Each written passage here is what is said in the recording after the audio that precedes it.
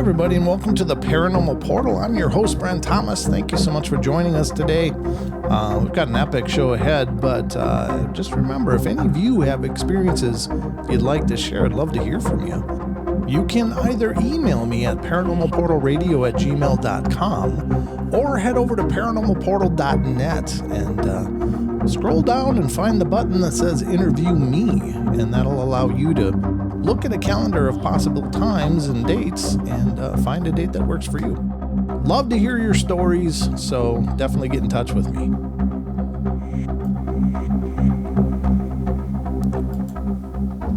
Hey everybody, and welcome to the Paranormal Portal podcast. I'm your host, Brent Thomas. Thank you so much for being here and giving us a listen. I appreciate all the love and support. And thank you to all of you who continue to let other people know about the shows. I've got an epic show lined up for you guys today. This is a topic that I've been incredibly interested for a long time, having heard of some people out there that are doing this. And we have the benefit of one of those people reaching out to me today, joining me today. And I am joined by oh, Jesus, I'm gurgling. Sorry about that. Let me pause. We've got an epic show for you guys today. I am joined by Mr. Nick Musica, who's joining us today to discuss his work as an animal communicator who psychically connects to animals and is able to communicate with them. And this is a topic I'm incredibly fascinated with, having looked into the phenomena a bit, and it's just an exciting opportunity to get the inside view on what this means. And so without further delay, Nick, welcome to the show. Thank you so much for coming on today. Brent, thank you so much for having me here. Oh, it's absolutely my pleasure. This is it's an incredibly, I don't know, maybe it's not as rare as I think, but animal communicators seem to be a very rare phenomena. Has that been your experience as well? I think so. I really didn't even know it was a thing until about 2 years ago or so. Mm-hmm. I was out to dinner with a friend, and she started to talk about her experience owning I think it was a metaphysical store or something like that in Colorado. Mm-hmm. And she said she had this animal communicator come in, and she asked her questions about her dog. And I said, I don't understand what you're saying. What does that mean? And she said, well, it's like a psychic, but they talk to dogs, animals. Oh, that's a thing. And I got fascinated by it. And I bought a book. She told me who it was. I bought the book. And I was walking around super excited talking about this book for the next 4 weeks, right? And mm-hmm. Everyone's sort of looking at me going, that's cool. Glad you're enjoying the book. And I'm you don't get it. People can do this. Right. And then about, I guess it was 5 months later, my wife and we live in Carlsbad, California. About 5 months later, we go to the psychic fair in Carlsbad, and we walk around the floor, don't see anyone. Then we approach it from the opposite direction, and right in our line of sight is this woman. It says psychic medium, and I never been to one before, and I'm really it just wasn't part of my bag of things. I've been to a psychic multiple times, but a medium, I'm I don't. There's skeptical, and I still am skeptical about everything. And then I sat down with her. Her name is Adelita. She's amazing. And she starts the session by drawing this heart. And she goes, it's either a former romantic relationship or it's an animal. And then she circles the animal. And she says, the message is you did too much. And so now I'm thinking, this is Henry. Henry lived to be 22. And the last 2 years of his life were spent going back and forth to the vet, trying to, make a cat who's 22 years old comfortable. Treating the symptoms, and there's no solving the problem, but there's treating the symptoms, right? So blood work and hydration, whatever we could do.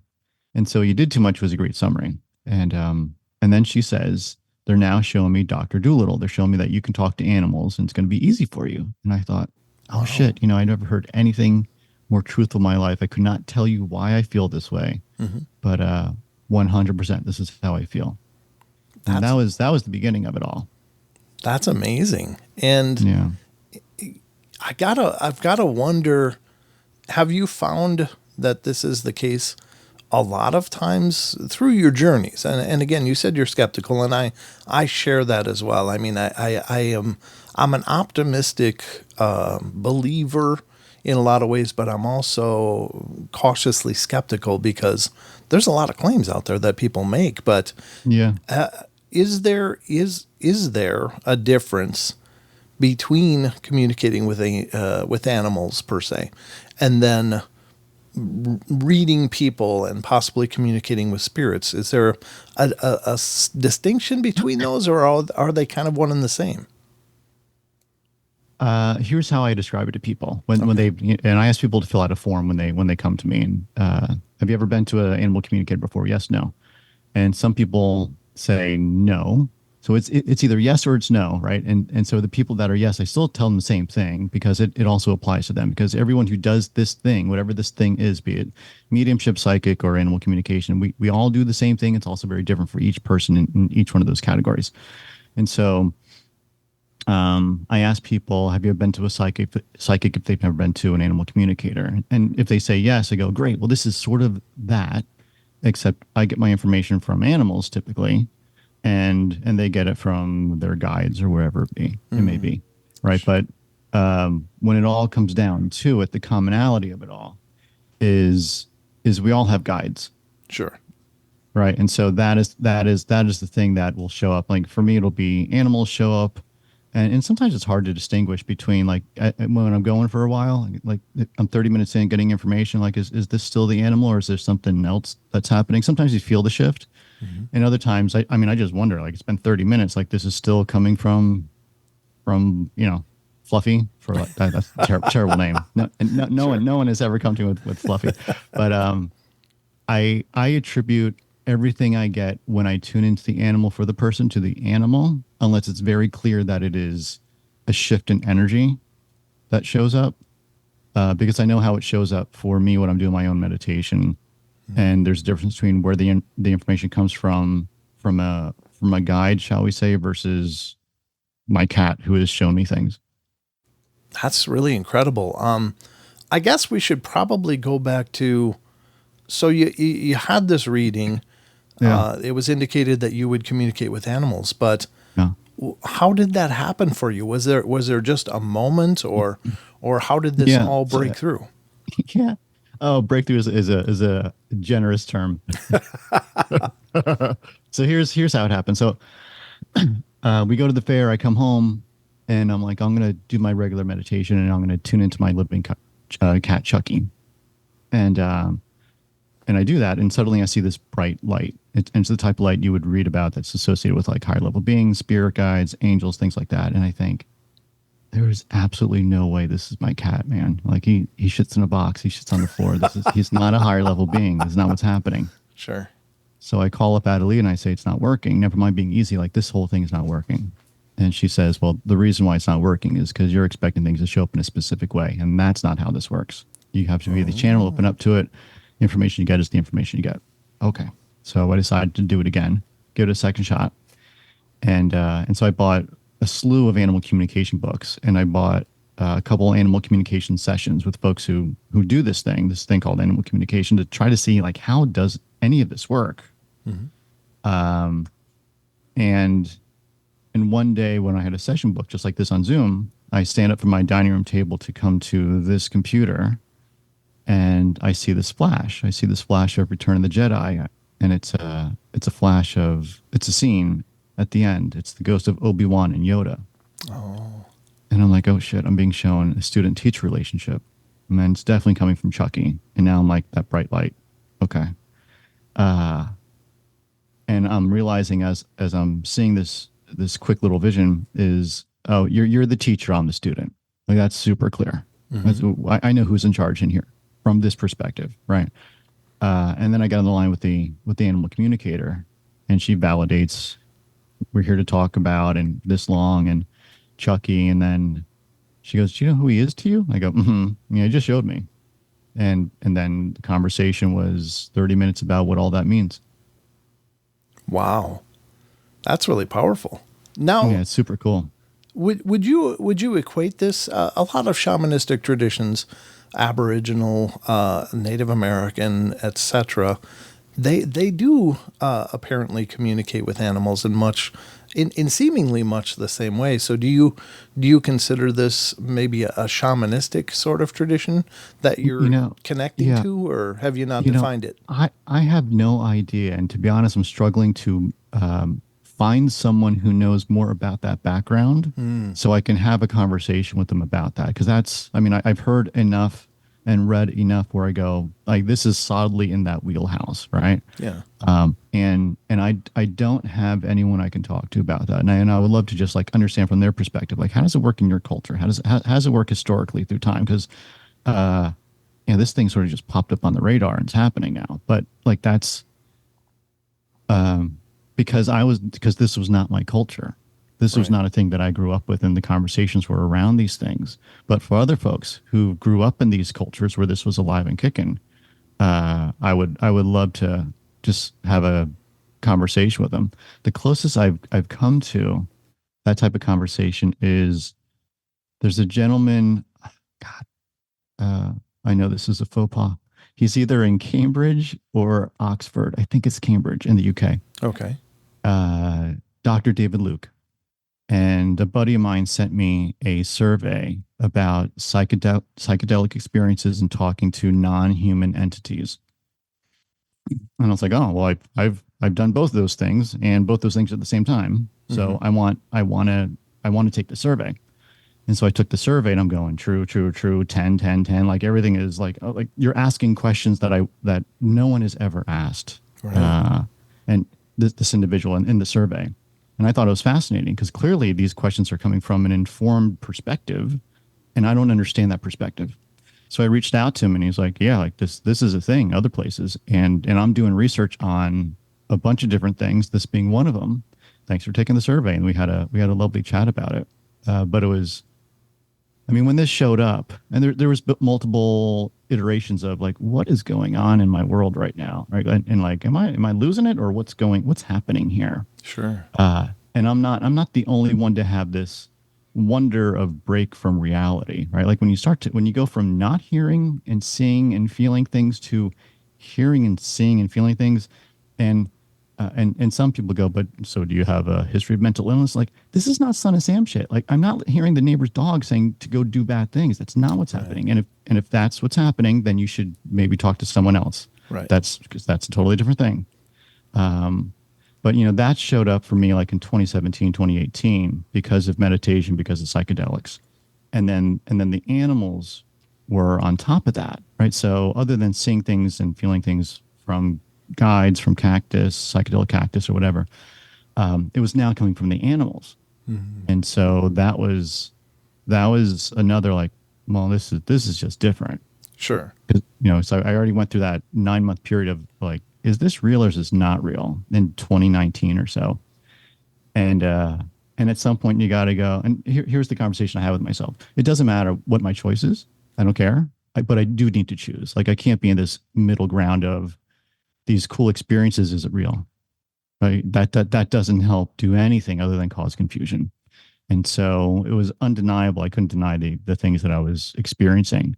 And then once you do that, like you say yes, it's another version of yes and committing, and other things start to show up. At least that was my experience. Yeah, and that's very powerful. I think it's incredibly interesting that, well, for time immemorial, psychedelics have been used to expand consciousness, and I know the CIA did a bunch of research on that, and of course, in many shamanistic traditions, those are utilized to open people up. Not only in psychological ways of it, increasing the health of the person. That's there's it's just such an old and time tested tradition. I mean, obviously, to each their own, and I'm certainly not encouraging that for everybody, but I think when people are ready for that kind of journey, then they stand to, I don't know, expand their mind. Yeah, it's amazing. It's amazing. I mean, I was just talking to my nephew the other day, and I remember, like it was just a little while ago that I said, so I need to tell you something. So this is what's happening, and he's like, in so many words, good for you. Like I don't believe this type of thing, right? like anything around this thing, spirituality, psychic, like none of it. And he was good enough to humor me. He said, okay, that's like, I just want to let you know. You're certainly not going to be the first or last person to say I don't believe this. It's fine. But I want to let you know, given our relationship. And just, I think it was yesterday, we're chatting. He's like, so I've been doing this meditation training. Oh, tell me about it. And he tells me a bunch about it. And then at some point he says, so do you believe that other animals have, or other things have a consciousness? You remember when I told you about the animals? That's how this works. My consciousness is talking to their consciousness. Right. So that's what's happening here. And then we got to talking about San Pedro, the psychedelic cactus. And I said, so here was the benefit for me with the San Pedro. I don't think this would have happened. The animals would have happened with only San Pedro. I don't think that's true, at least for me. Right. The meditation, absolutely. It's because of the meditation. It's because I can get to a certain place with meditations because I've been doing it off and on, sometimes with more commitment than others. I mean, now with the animals, like it's part of it. But what the psychedelics did for me specifically is it showed me what was possible, what access is possible, right? Without any effort other than drinking an awful tasting cactus. I mean, it's not good. It's not good, but the results are wonderful. Sure. And your experiences there, like talk about undeniable experiences, especially when there's 20 other people sitting around going, do you believe this shit? I'm like, yeah, I mean, I do. Yeah. Do you? Mm-hmm. Like you can't deny what is happening.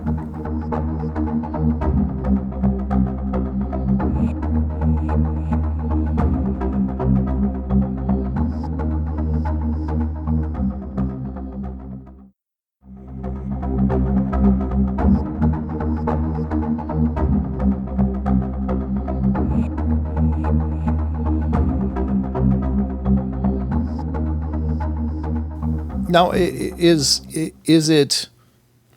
it matter the medium, whether it was ayahuasca or San Pedro or peyote or any number of, do you think that is also a determinant factor, or it's just another route to the same result? Between those three medicines? Sure. Or more. Yeah. Yeah. Yeah, right. I don't know. Well, here's what I would say. I mean, I've spent some time with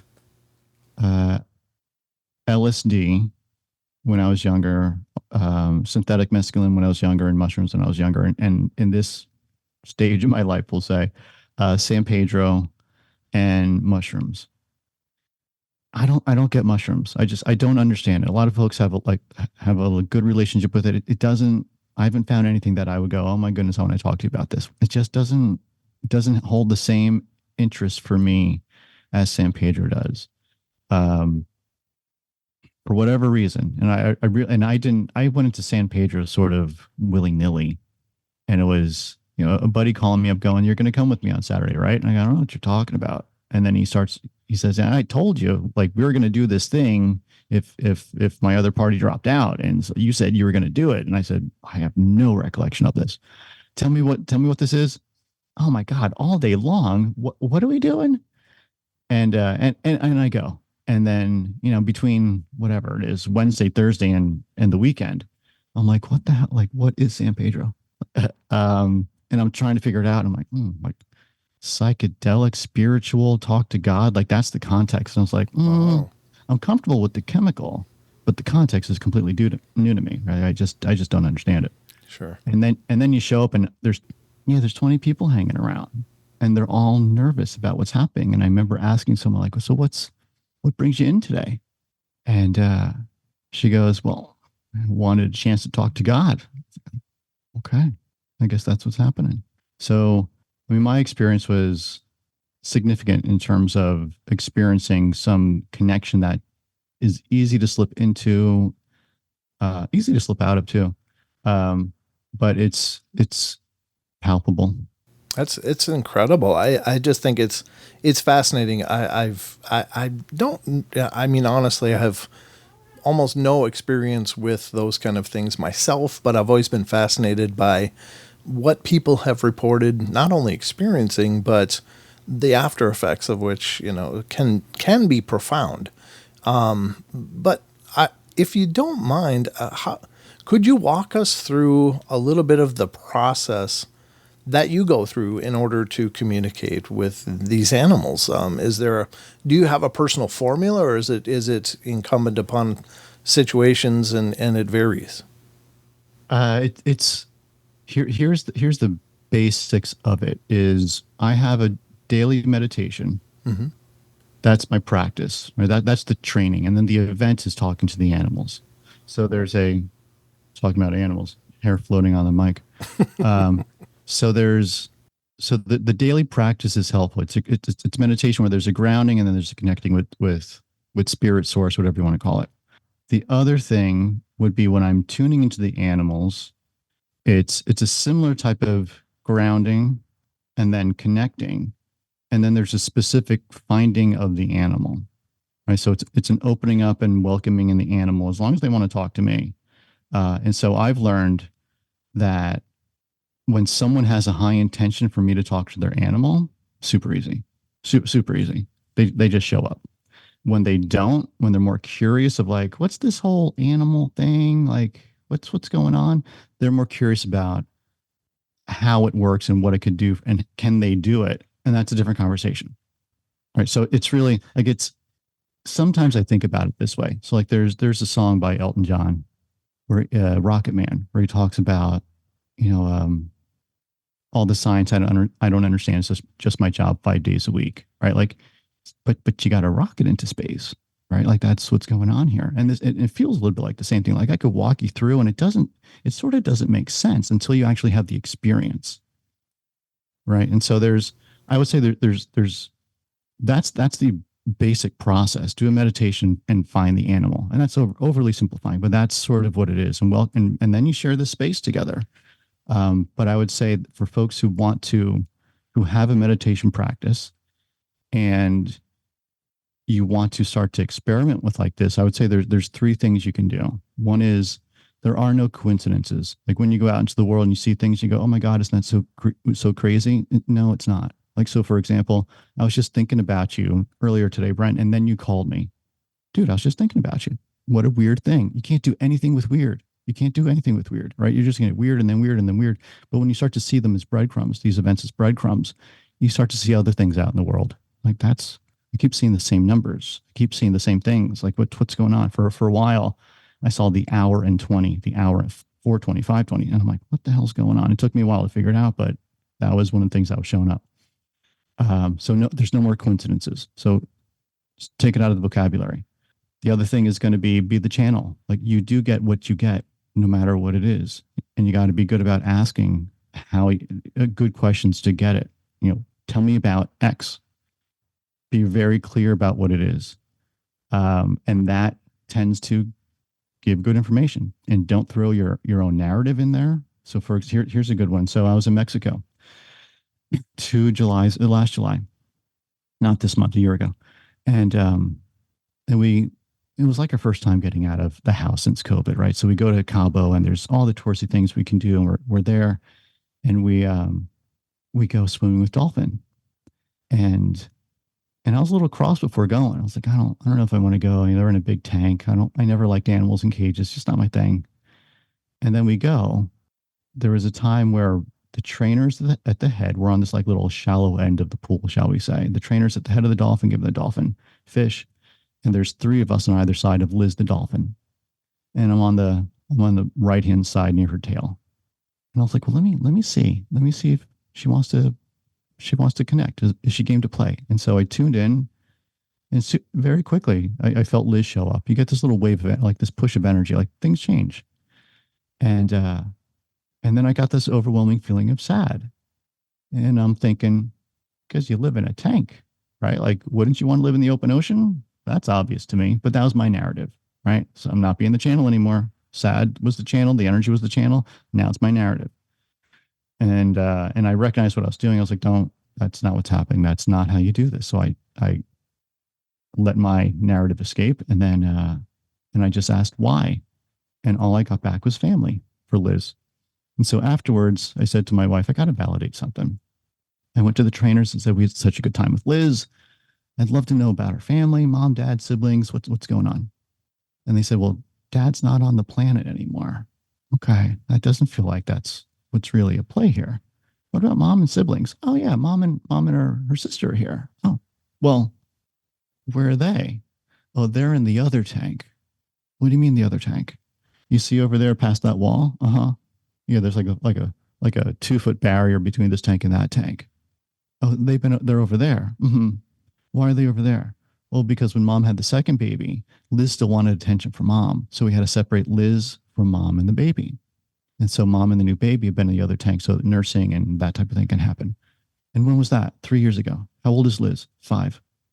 So let me understand. At the age of 2, and I don't understand the maturation of a dolphin, but 2 seems pretty young.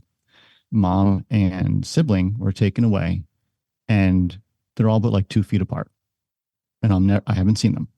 So sad and family, that seems to make sense to me, right? So that's what you get when it's not your narrative. Or I could have walked away feeling she hates the tank, right? And man, don't I feel guilty about it, right? But that just wasn't the situation. There was something else at play. That's right? So profound. Yeah. Yeah. Super cool. Yeah. Like amazing. It's amazing. Yeah. And then the third thing would be, so we got coincidence, we got channel, and then we have, oh man, I'm forgetting it. I have the three C's and I'm forgetting the third C right now. We'll get back to it. Totally brain farting right now. Oh no, that's fine. Do you generally find, do you generally go to locations when you're doing this, or do you do it remotely? It's all remote. It's all remote. Okay. So I've done a couple on site, but they my process is talk to the animal beforehand, talk to them on like a Wednesday or a Thursday, and then talk to the human on a Friday. Oh. And that's how it works for me.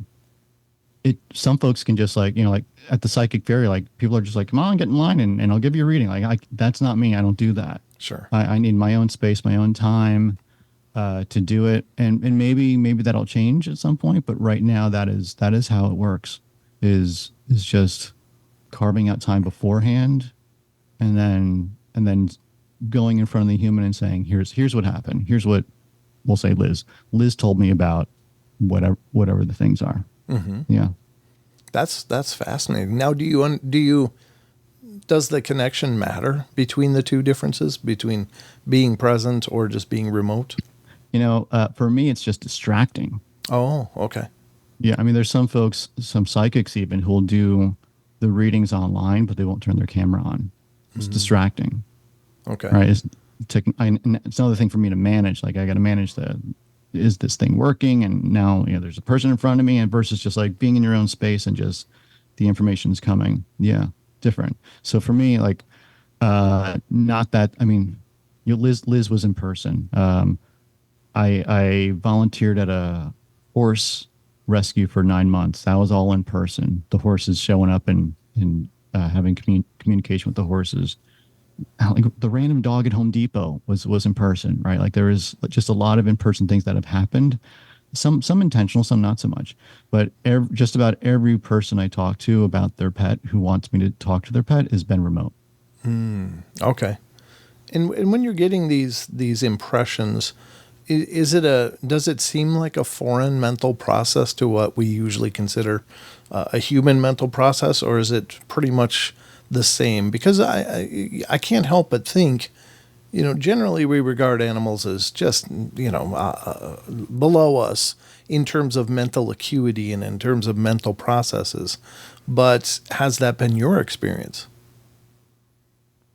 No. Okay. So I would say it's this. There's just like, if you were to turn on the news today, you're going to go, did someone really do that? Like, did someone really just close their eyes and they put their head on their phone and they ended up in a lake? Like did they really just, they didn't even know they went through the barrier and they ended up in the lake because they were on their phone? Like what's going on with that person, right? Right. And then you have people who shoot rockets into space, right? Like it's all over the place in terms of intellect for humans.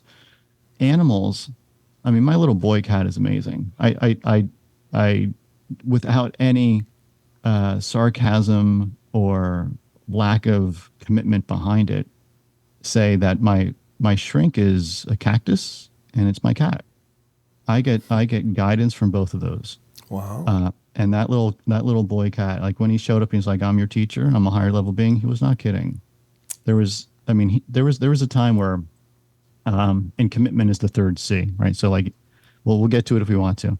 Um, but there was a time I'm having a conversation with my wife, and it was a little bit of a crunchy topic, and so I'm essentially telling her like I can't support you in a way that you want to be supported right now. Like I'm just it's not going to work out for us, and so I can't, like, if you want to go to this thing if you want to go. But on the inside, like I'm trying to figure out how I can best support my wife, right?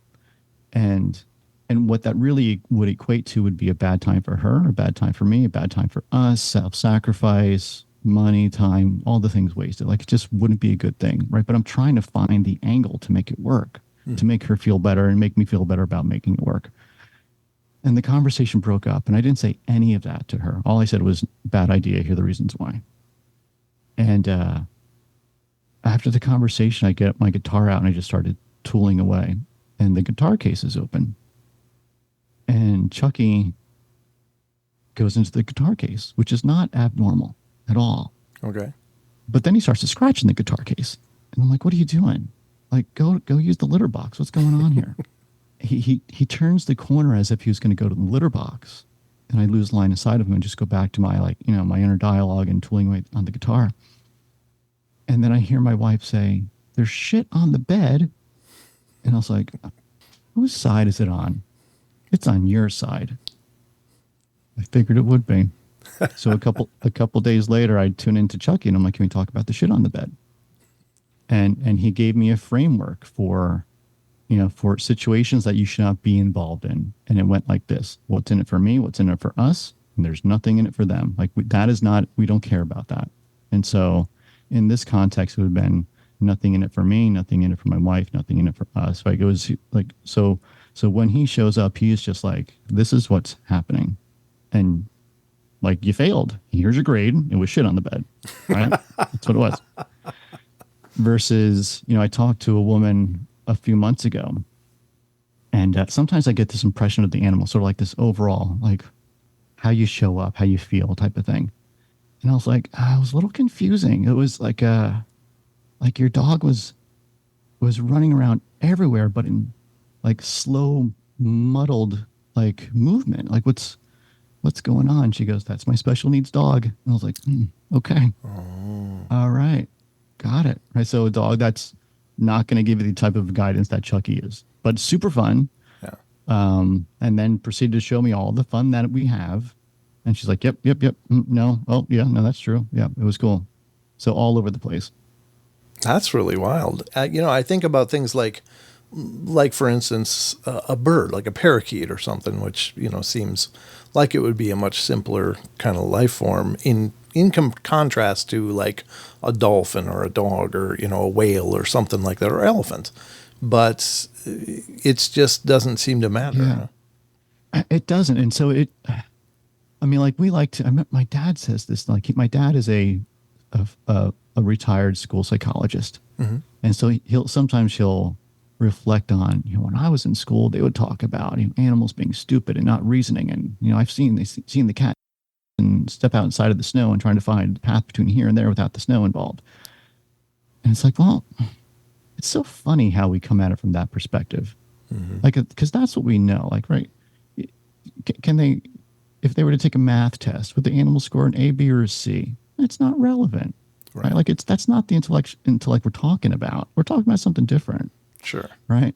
So it's like there's three aspects of the animal, and I think three aspects to this animal, the human animal. Right. We have the body, we have the personality, which I would argue intellect is tied to, mm-hmm. and then you have the higher level being in there. Right. So when we do this meditation, we're working towards that higher level being, that higher self.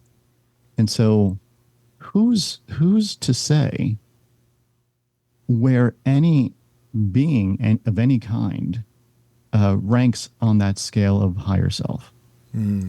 right? Like, because that's the conversation. It's not the dog knows how to fetch. The dolphin knows how to do a thing. The squirrel just gets nuts. What a dumb squirrel. I've never talked to a squirrel, but I'm willing to bet that's not entirely true. Yeah, I think you're right. I think.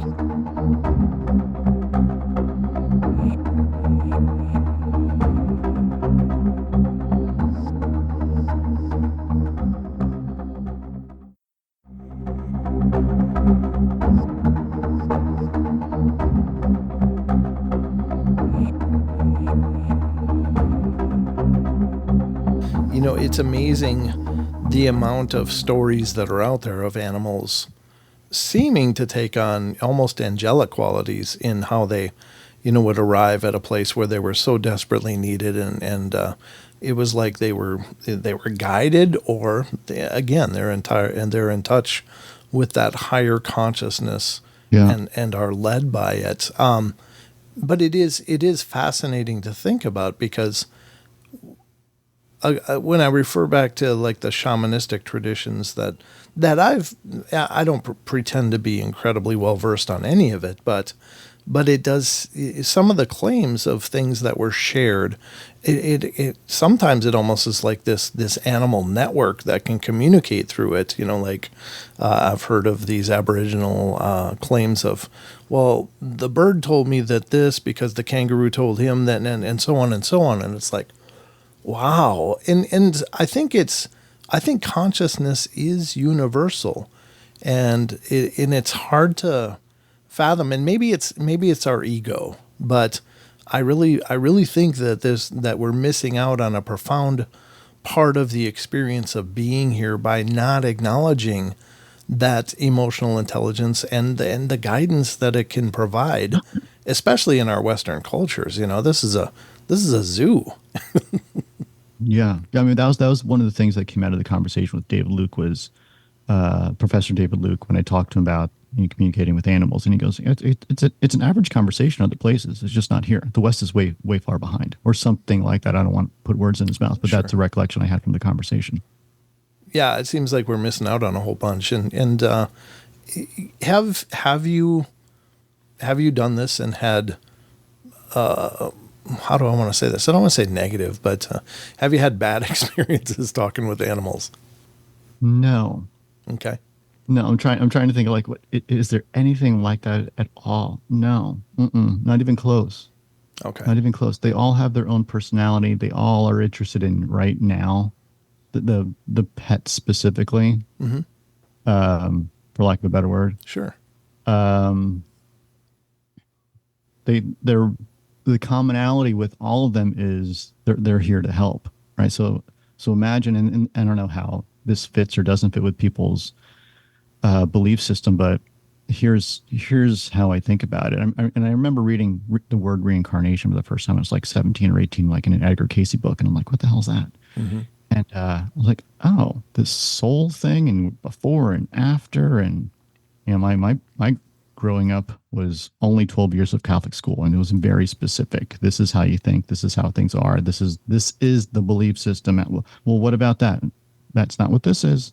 Oh, right. We don't even talk about that, right? So when I got introduced to Edgar Cayce, it was like, oh, it's like this whole nother belief system almost. Mm-hmm. Now it's a roadmap. Now it's like, what did he say? Like you can do this shit, right? It's not a belief system. It's a roadmap as far as I'm concerned. And so looking at through the lens of reincarnation, it's just like, so there was a before, there's a current, and there's an after. Huh. Okay. Well, what do we agree to before? And what are we here to do with that agreement? Right. And then what's the support that came with that agreement? Whether we knew about it, whether it would be assigned later, I don't know. But based on my experience, I'd say that the animals are part of that support. And so when you say that animal showed up at such an interesting time, that right animal that's supposed to be happening, animal on purpose, animal showed up at the right time. Yeah. It was supposed to happen that way. And if it wasn't that one, because the future's always in motion, right? Who knows? Another one would have been there, or there would have been some other support or something like that. But the support was needed now, and you were open to the support. right? That's got to be a thing, because if you're not open to the support, man, pain happens. Like Yeah. it just gets uncomfortable. Mm-hmm. And then when you're like, oh shit, like I'm ready for it. Okay, okay, let's see what we can do. Let's see how ready you are.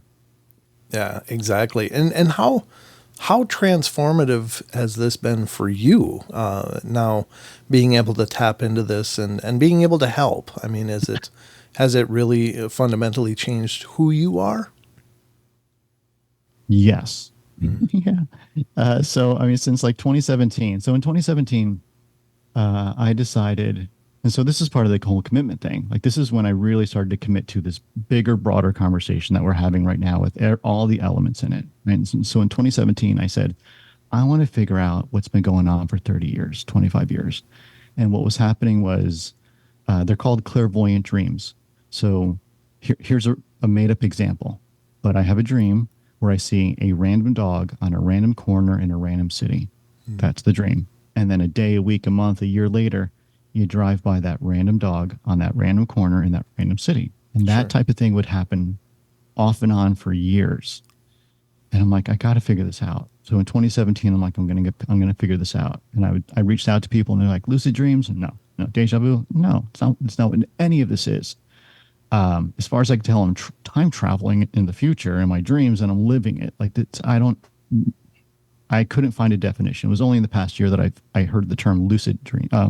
Clairvoyant dreams. Mm. And so that was the beginning of, I want to know. I want to figure this thing out. And then meditation became a thing. And then cactus became a thing. And then years later, animals became a thing. And so it's been an evolution of it. And there was a point last summer, I was like someplace between like a depression and funk. I don't know what the right classification is. But like I didn't know what to do with this animal thing. I had no idea what to do with it. And I wanted to do something with it, but I didn't really like, where do you plug it into? Like what? And so I signed up for a speaking program. Like as soon as I signed on the dotted lines and transferred my money, I'm like, I feel amazing. I feel so good, because part of that program was going to be talking about this, because I don't know how to talk about it. I don't know any of the facets of how to get in front of people and talk about this thing. Right. And so, yeah, it's fundamentally changed how I operate, how I see things. I mean, once you here's another one. It's so crazy how it showed up. Like this woman comes to me and she says, you got to talk to my dog. Well, why?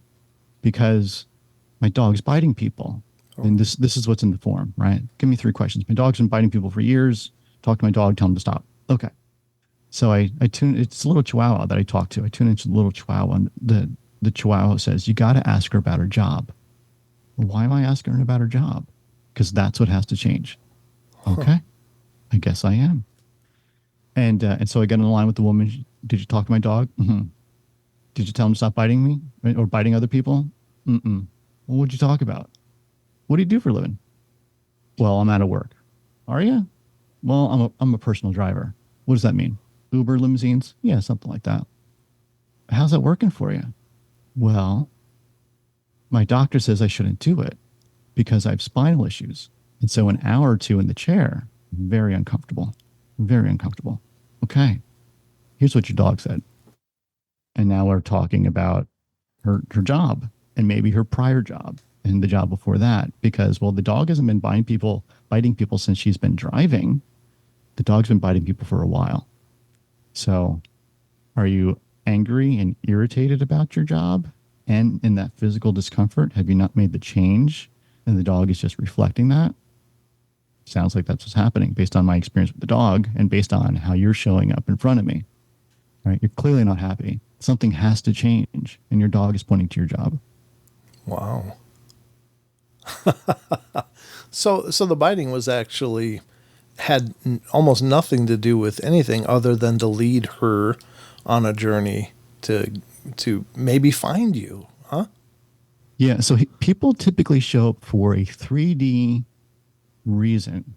My dog is doing X, my cat is doing Y. I want to know why or they passed or whatever. Sure. And the conversation Well, that may be part of it. Like there was a woman who showed up and she said, why is my dog acting like this? And where did my dog come from? It was a rescue. Okay. Most of the animals I talk to are like, I don't care. I have no interest in talking about where I came from. It's just not relevant. This one was different because the woman was doing things behaviorally, nothing terrible, but just doing things behaviorally where the dog was responding in a certain way. Mm-hmm.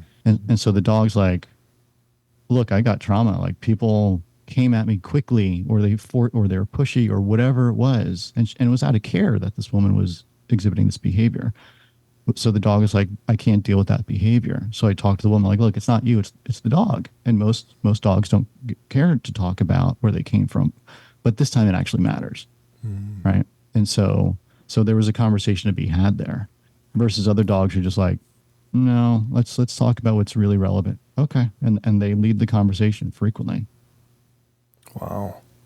Do you often or do you commonly get follow up from these incidents? Like how has the pet's behavior been transformed if indeed they address the issues?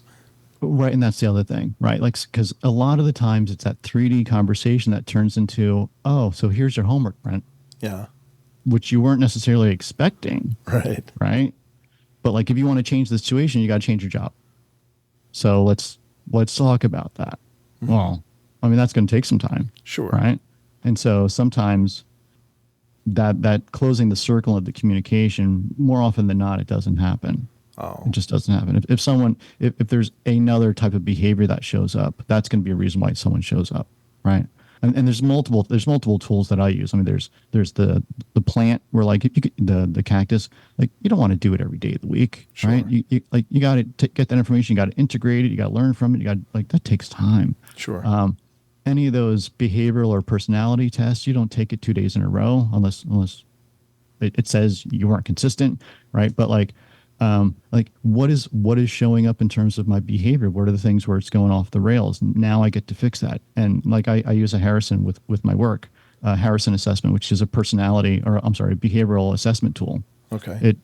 It ranks 175 characteristics, most preferred to least preferred. Okay, well, when there's something out of balance, it's going to take some time to correct it.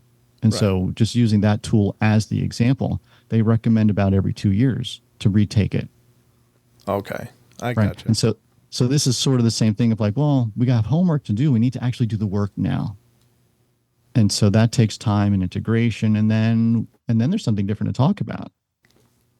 Yeah, nothing is instant when it comes to modifying our behaviors. But do you find that that's mostly the case? That when there are pets acting out, and when people have reached out for you, it really isn't so much about the animal as it is about the person or some trigger that's happening. In the case of the woman, doing things that reminded the dog of its past. So it's generally your sessions sound. I mean, this is just from me and just a handful of examples. Yeah. But is it true then that pets really do mirror behavior or at least react directly to behavior? Like there's not really a bad dog, but there's maybe a dog that consistently lashes out to certain triggers that are being done intentionally or inadvertently. Has that been your experience? Yeah. I mean, so I would say that like I'm not a vet, I'm not a behaviorist. Sure. Like this is what I do, right? So let's take vet off the table, right? Yeah. Like so there's no biological reason why your animal is doing what they're doing. Okay. Done, right? Someone trains a pit bull to be aggressive. Well, I mean, even in that conversation, we can bring that into this format and go, well, why is the dog doing this? Well, because you train him that way. Well, why'd you train him to be that way? Because you have anger issues. Because you're looking to get even, right? Sure. And so let's start to detangle where that came from, right? Like it turns into a therapy session as long as you're open to it.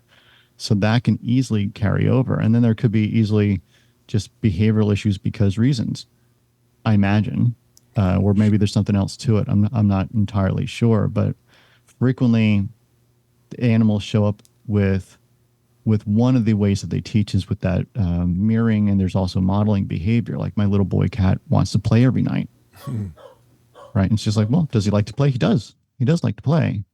But do I grind on the computer too much? Do I have a imbalanced relationship with work and not enough play?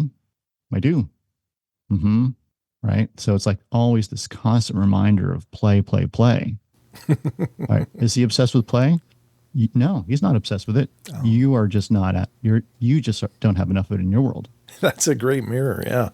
That's a good point. I think that we as human beings, we're very rarely in the present. We're always where we were, where we're going, where things are looming around us, but very rarely are we in that centered space. And maybe that's a great takeaway from a lot of our discussion, is that we need to exist in our moments and be present for them. 100%. Yeah. I mean, that's really what they're all about, is right now. Right now is the lesson. What would you suggest for anybody that's out there that would like to tune into this? I mean, obviously your personal recipe was a very unique and personalized experience based upon you, but are there certain hallmarks of what you've done, or what you Absolutely. did, that you would Yeah. recommend to others? Absolutely. Yeah. So I'll give you two, I'll give you two examples and then we'll get into what people can do. Okay. So I had a buddy of mine. I've known him since forever. And he had visitations with his dad. His dad who's passed for, I don't know, 25 years, 15, 20. I don't, it's been a while. Um, but his dad has shown up multiple times for him. And, and there's one day he comes home from work recently and he says, so I want to share this with you because I thought you'd appreciate this. All right. Tell me what's going on. Well, I come home from work. I lay down on the couch. I need you to understand that I didn't fall asleep. My eyes are closed, but I did not fall asleep. Close my eyes. And now I feel like I'm moving at a fast rate. I feel like there's motion going on. And then I see it's sort of funny to say this and see the thing behind you. It sort of feels that like that. Um, Sure. and he says, like, I'm in this box. I'm in this box, like moving at a very fast rate. And then I'm suddenly in outer space. And there's this cloud that's hanging around. There's like this misty type thing. And then I'm in outer space. I'm looking around. I can see things, moving my head around. And then I get back in the box with the cloud and I'm moving at another fast rate. And then I'm shot out to someplace else in outer space. And then I see this mirror in outer space and I go up to it and it's all cloudy. Like the cloud is there and then the cloud dissipates. And then I see my dad's face. Oh shit. Okay. Right. Like, and then he's like, and this happened last year, the year before. Like there's a list of things. It's like, so I want to have that experience again. Okay. Let's talk about that. You can't have the same experience. If you try to have that same experience, you're looking at life through like a pinhole, right? You're blinding out everything else. We can work on that opening and have similar types of experiences. You want to do that? Let's do that. Okay. So we started to do that. Then I'm like, are you getting what you want? I'm getting what I want. Perfect. Okay. Another young lady showed up a few months ago. She says, I was looking for a sign. What do you mean? I went on to Instagram and I was looking for a sign and I see this video of you talking in Santa Barbara at District 216, a psychedelic club back in, I don't know, March or April, something like that. Talking about the cactus and talking about animals. Yeah. Well, what's going on with you? Well, I'm doing the furniture restoration. Uh-huh. Well, here's what I haven't told you. I get a voice. I hear something. And the voice says, go down this alley and you'll find furniture. It's like a nudge, pushes me down the alley. And sure enough, every time I go down an alley after hearing that voice, I find furniture. Wow. But here's where it gets really good. I pick up the furniture. Well, and then what happens? I start to glean the stories, the coffee that was had around it, the dinner conversations. Oh, shit. You do, huh? Let's talk about that. Yeah. So it can show up in various ways, right? It seems like this type of thing shows up for people in one of three ways that I've been tracking. One, it's like you were born with it. Your world is completely different than everyone else until you say, do you see that person over there getting out of the casket? And you're like, we're at a funeral. Like that's a dead body in that casket, right? Like your world is different. That's it. Like you see dead people. It's fine. And then I have an event. I die and then I come back and now I'm talking with spirit. Okay. And then at least for me, like there was that weird thing that was happening, right? There's that knock on the door with the dreams, and we all have something like that. We all have, oh my God, that was so weird, the phone or whatever. Like we all have some type of experience like that. And that was the thing that showed up for me repeatedly. But I think there was a timing aspect for me. And I think there was an appreciation, like the young lady with the furniture, like she appreciates that furniture. She loves to get it out of the garbage, shine it up and give it to someone else, right? Or sell it. And for me, I've always appreciated animals. So I think it can show up at least those three ways. And so for people who I work with, I'm like, I get it. Like if you want to talk to animals, I'll tell you how I do it. I'll walk you through step by step. Well, I'll give you exercises to do. I'll do everything I possibly can. And I think for a lot of folks, it's about doing the commitment, right? That third C, committing to it, which means a meditation every morning. It means, at least for me, I can't drink beer anymore. Man, I love beer, but it's a depressant and I'm trying to go up and that thing brings me down.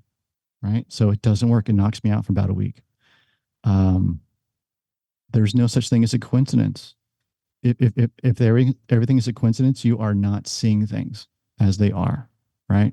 And then be that channel when you get some information like that is what we're going for here. And you want to just appreciate it for whatever it is that comes through. And so I work with people around those three C's, around meditation. Everyone has their version of this. That is my bet. Everyone has a version of this. That's amazing. And I appreciate what you're saying because, I mean, everybody's going to have a unique pathway to some degree, but it's probably going to embody those general characteristics. And I think you're right. I think, the old saying, when the student is ready, the teacher appears. And that's Totally. That's perfectly the case. Like, I mean, we may all dream of talking to animals, but it may not be the appropriate time, or the person may not be in the appropriate place. And I think it's probably incredibly incumbent upon having an understanding of self first before you can really touch a lot of this stuff. But fantastic information, and it's been an incredible journey, Nick. Thank you so much for being on the show. Thank you. It's been super fun. Yeah. Now, how can people stay in touch with what you're doing? Where can they hear you? Where can they follow you? Where can they reach out to you? Yeah, I have a half-baked Instagram profile at My Cat Schooled Me. And the website is mycatschooledme.com. Wonderful. And so you can book an animal communication session there. You can reach out for your own intuition development if you want. You choose. Do you do workshops as well? Not yet. Not yet. I need to get a list together. I need to build the email list and then formulate something. But I think that's the next step for this type of thing for sure. Yeah. Yeah, I think it is. I think there's a lot of people that would really appreciate the information and experience that you can bring to them and help them on the journey. But it's been an incredible pleasure talking to you, Nick. Thank you so much, and I hope you'll come back again and we can keep going on this journey. Yeah. Thanks, Brent. All right. Thank you, sir.